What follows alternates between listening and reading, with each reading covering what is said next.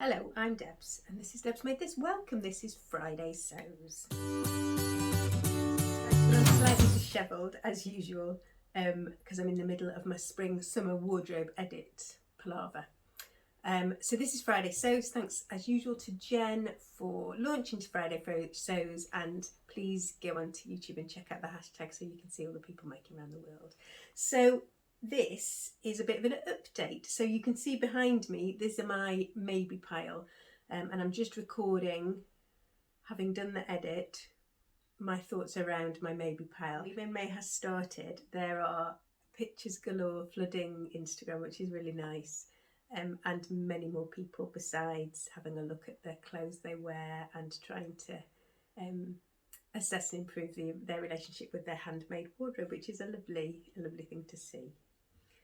My pledge for 2023 is to enjoy and learn from my handmade wardrobe, which is kind of always what I intend to do, I think, but I'm trying to be very clear about the lessons that I'm learning so that I don't forget them. And because I have lumped 3 boxes down from the loft with all my summer gear in, I haven't actually done a lot of sewing this week. I have done my long-awaited mashup of the Closet Core Jenny overalls with the Cosecha Pants by So Liberated. These are both pants that I really like. I wanted a pair of narrower legged dungarees so that I can kind of turn them up a bit, like cuff them, so that I can like mooch about without having kind of flappy legs. I do have a lot of wide leg pants and I really like that silhouette, but I just kind of, having made the Cosechas and loved wearing them, I kind of wanted to see if I could tweak them. I didn't record that process. I didn't really think that anybody would be very interested.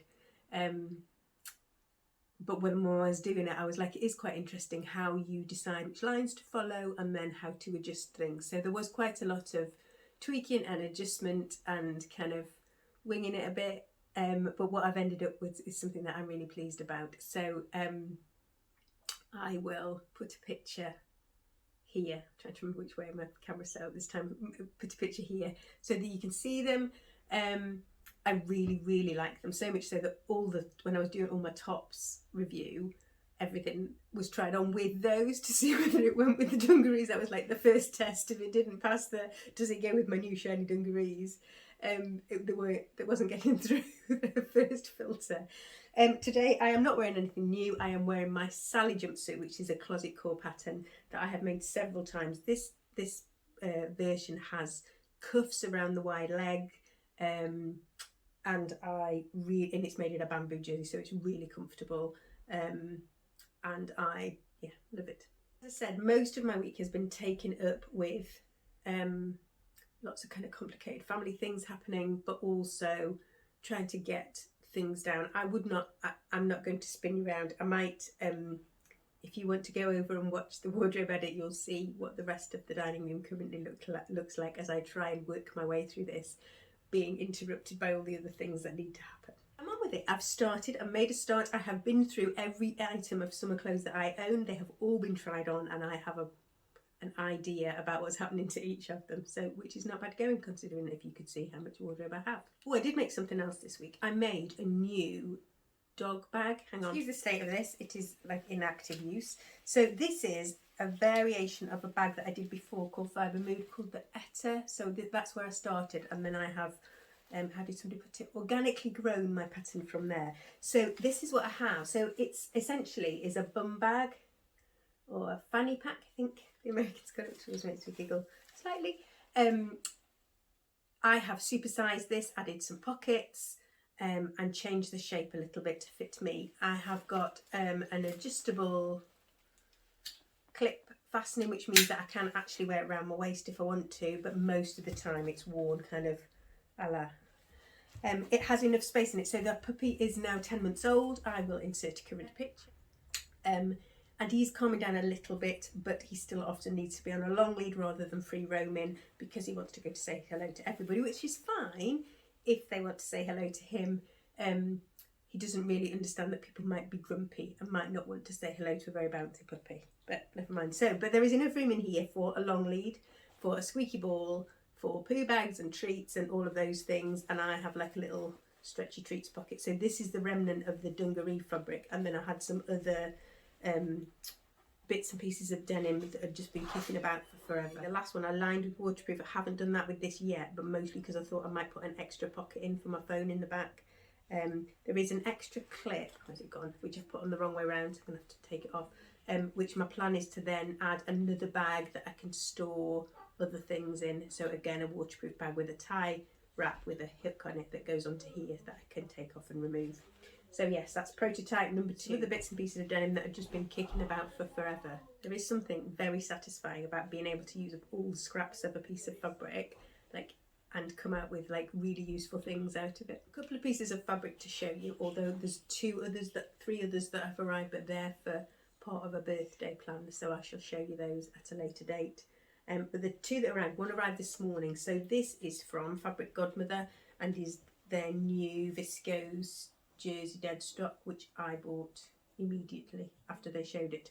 It's slightly more creamy on here than I was expecting, but actually I think for me it's probably a better colouring than a white. So that's like a burgundy and creamy colour viscose jersey, which is going to be the Cashmerette Concord tee. So it's going to be a Concord tee, and then I'm hoping to do Sophie Hines Axis tank, I think it's called, the one with the kind of cutaway. I made one of those last year, but I wanted to add a shelf bra to one, again to wear under my dungarees. So yeah, so that will hopefully be that, but it needs to be washed first of all. And the second thing that came from the Organic Textile Company, and this is very creased, I'm sorry, it has been washed and I haven't got to ironing it yet. So this is what they call a bamboo silk. So it is essentially a bamboo viscose, I think, but it is really nice. This is the white matte, so they do natural and white, and they do matte and silk, and I wanted really natural as well, but they didn't have enough, they didn't have any left. So yeah, this is what I've got. The plan for this is not actually clothing, although I do believe it would dye beautifully. So I am still thinking about natural dyes, but we'll see how we get on. But I also bought some fabric paints, and my plan for these is to make some flags, and I have a design in my head. So when that has happened, I shall share them with you. But we will see. I did. I don't know if I've got a picture. I made a really big flag with some organza in all different colours, like flame colours, for a worship meeting, and that was really good fun. And but this is kind of something slightly different. The fabric is absolutely lovely. If this was a natural colour, I would be tempted just to make a shirt out of it instead of making flags. Good that it isn't a natural colour, that it's too white for me and I would look a bit peaky in it. So yes, that's arrived, so that's really nice. So that's from the Organic Textile Company. Hugely recommend them, they're really lovely. I've talked about them before. Plans for the next week, I have a sweatshirt ready to go. I am Zebre pattern, which is the one with the smooth sleeve head and the gathered sleeves into the big cuff. And it's like a hip length sweatshirt, but I crop it to make it be waist length, and I'm making that out of this gorgeous Guthrie and Garni French terry with the matching ribbon. That's my plan. I'm hoping there's going to be enough left to make a little vest top, perhaps a blommer tank or something similar, because this is just beautiful and I just need to get it sewn up, otherwise it's going to get the fear and not want to make anything from it. I couldn't find, I searched through all my cupboards of files, so I have keep my PDF files in concertina files, like so by subjects, so they're ordered, and I'm just about to change the way that I'm doing that, so I might take you along on that journey, but I just need to get the summer stuff out of the way first of all. Anyway, so I went through all the places that it should be and I could not find the pattern. Went to the IAM website, and when I went on you could see that as an order, but it wouldn't let me re-download it, so I had to wait until they kind of answered my query, but they've sorted it all out now, bless them, and I've managed to re-download that and print it out again, so that one's ready to go. The other thing I'm going to do is it isn't a wearable toile, it's just I'm making it in less precious fabric. So there is this slightly bonkers large scale print, and I don't know, I say I don't wear a large scale print, but this came from, I think this came from Fabric Godmother probably about 4 years ago, maybe even longer, and it's sat in my stash because I haven't really known what to do with it, and I was thinking about making pyjamas. But I have the Marilla Walker nautilus top pattern, which is woven, grown on sleeve, and then two versions. There's a round neck and a V-neck with buttons down the front of it. And so I'm suspecting that this will be a really useful top for me because it's a really similar shape to lots of things that I really like.